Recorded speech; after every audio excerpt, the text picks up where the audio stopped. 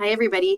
So I'm just preparing a screencast on doing the indirect method for our statement of cash flows. So here we've got problem 22.4. It's for Jensen Limited who follow IFRS. We have information on a balance sheet, a comparative balance sheet. We've got information on our income statement, and we've got some additional information that we're going to read through. So we've got equipment that cost $10,000, was 40% depreciated, and that was sold in 2023. We've got cash dividends were declared and paid during the year. Okay, put that in our back pocket. We've got common shares were issued in exchange for land. If they were in exchange for land, we need to think, was this a cash transaction? Okay. No other land was acquired or disposed of during the year. Common shares were also issued for equipment purchases in the amount of $20,000. So again, we're going to have to think, common shares were issued to purchase equipment. Is this a cash transaction? We're going to have to do some analysis on that. We've got information, fair value net income investments had a cost of $35,000 and a fair value of $37,000 on December 31, 2022. Were sold during the year for proceeds of $50,000, resulting in a realized gain of $13,000. There's also unrealized gains of $11,000. Additional purchases of fair value net income investments were made in 2023. So we're going to have to do some analysis and unpack that. What are the cash impacts? What were the activities that took place? Cost of goods sold includes direct labor and pension costs. Operating expenses include salaries and wages and pension expense. Okay.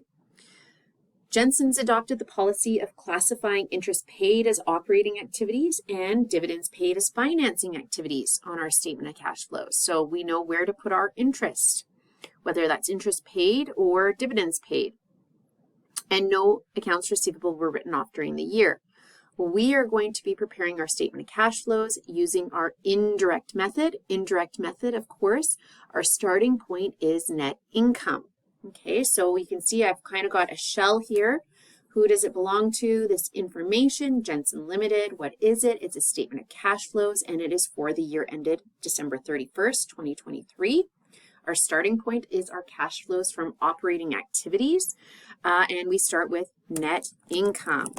Okay, and I can go ahead and I can find that easily in my income statement. I see I've got net income of $76,000. So that is my starting point. I know I am then going to have adjustments for non-cash items or adjustments to reconcile cash. Any sort of variation on that, adjustment to reconcile cash, is totally fine. And we know we have depreciation. We see we've got equipment and buildings and land. So I'm going to add back the depreciation expense. Actually, I'm just going to move it over one line here, depreciation expense. Okay, I know I'm going to have to add that back, but I'm going to have to go ahead and figure out how much depreciation did I actually record? Because if I look down to my income statement here, I can see there is no separate line item for depreciation. So I'm going to have to do a T account analysis. So I've got my T account set up. I'm going to go start filling them out with the information that I do know. So I'm going to complete my PP&E. I can go up to my balance sheet, and I know that I've got my equipment, I've got my buildings, I've got my land. Okay. Oops, I've got that in the wrong spot. That was my closing. So important to be careful here. So putting my closing at the bottom. So 2023 are my closing numbers. And I'm going to put in my opening, which would be my 2022 numbers. So 48,000 plus 145,000 plus 25,000. Okay. And I'm going to do the same over on my accumulated depreciation. I'm going to add in my opening accumulated depreciation. So I can see here's all my credited balances. So I'm going to add those two accumulated depreciation accounts. And I'm just combining them for my analysis here. And then I'm going to get the current year accumulated depreciation balances. So there's only so many different activities that can affect my PP&E. I can buy property, plant, and equipment, and I can sell property, plant, and equipment. And there's only so many transactions that will affect accumulated depreciation. I can sell a piece of equipment, thus having to take off any accumulated depreciation that has been recorded, or I can record depreciation expense. Those are literally the only two transactions that will affect accumulated depreciation. So I'm going to go ahead and go through and determine, well, what it is that's going on in these accounts. So I can see in my additional information, equipment that cost $10,000 was 40% depreciated, was sold in 2023. So I know when I have a disposal, I need to take it off my books and records. So I'm going to credit my PP&E for the $10,000, and I'm going to debit my accumulated depreciation for 40% of the value, the cost of the asset. And this relates to a sale. Okay, now I'm going to look at my T account. That's the only information I have about a sale taking place. Does my T account work?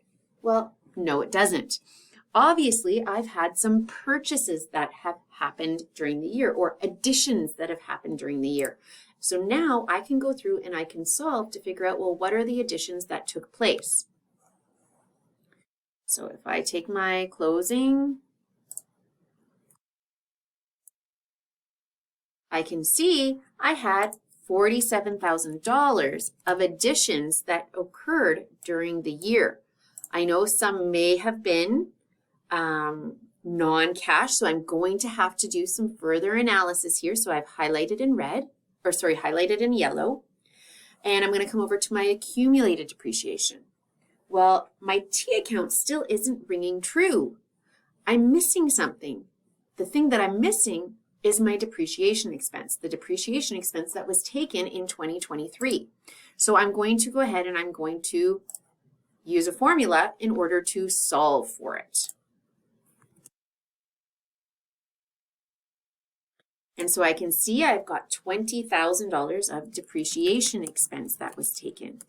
So I know now that this is the amount that I need to add back as part of my operating activities. So I'm going to come and grab that $20,000 that I just figured out needs to be added back. Okay. Now, as I go along, I kind of like to keep track of what have I taken care of. I'm going to highlight my net income. I've accounted for that. And I'm going to continue as I go through. So I'm going to look in my income statement and see what else do I have here that may be non-cash. So if I look through here, I can see I've got a gain on fair value net income investments. I know this is going to be a non-cash transaction. So if it's a gain, I'm going to need to subtract it out of my net income figure. So gain on fair value net income investments. It's a gain, so I'm going to subtract it out.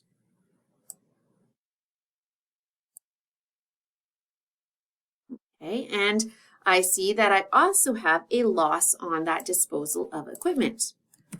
Again, the loss recorded on our income statement is a non-cash item, so it's a loss. I'm going to add it back.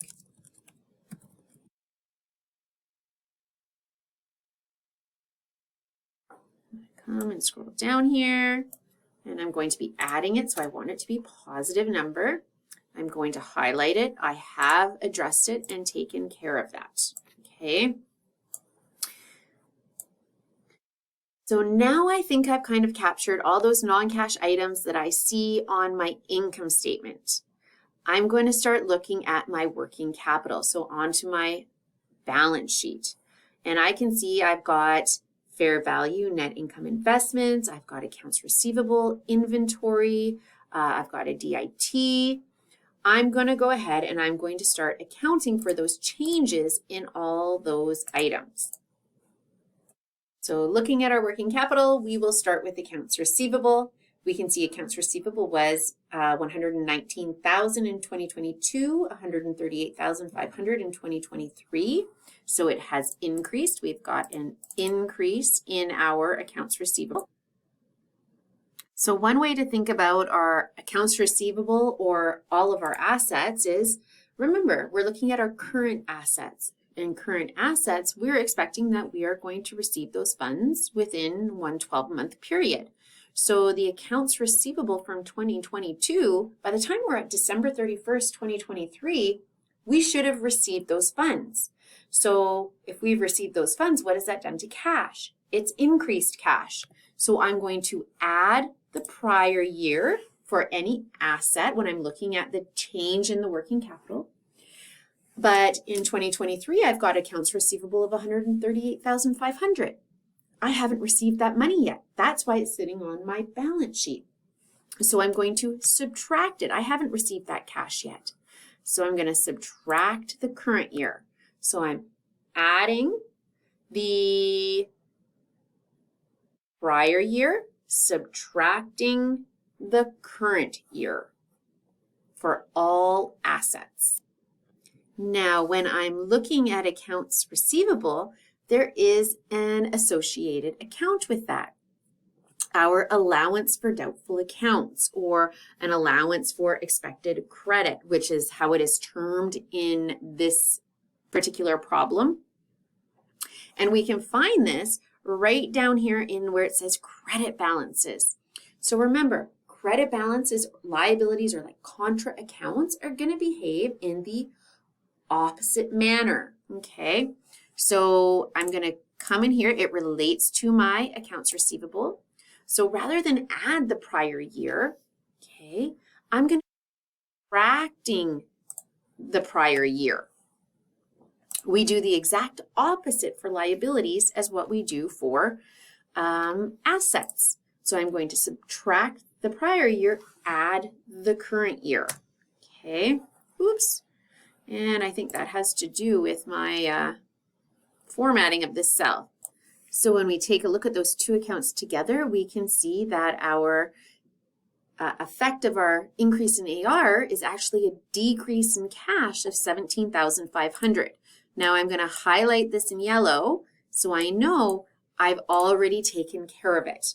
And I'm going to keep on moving through my balance sheet, okay? So next up, I can see that I have my fair value net income investments. And I can see that they have indeed gone down in value, okay? And I know I need to do some more analysis as to what it is that is actually going on in this account. So I'm going to create some T accounts and figure out have there been any purchases? Have there been any sales? So I'm going to start out with my T account that I've created here. I'm going to put in my opening value of fair value net income investments. So coming right on up, and I can see I've got 80,000 there. I know what my closing value is, so I'm going to put that into my T account as well. Okay, coming up, 59,000. And then I know that there's been a bunch of transactions. So I'm going to go back and I'm going to read through the narratives telling me what it is that's happened. Fair value net income investments that cost $35,000 and had a fair value of $37,000 were sold. Okay, so how do we record fair value net income investments? We record them at their fair value. So we need to remove $37,000 from our T account to account for that sale. So we have a sale, but our T account still doesn't work.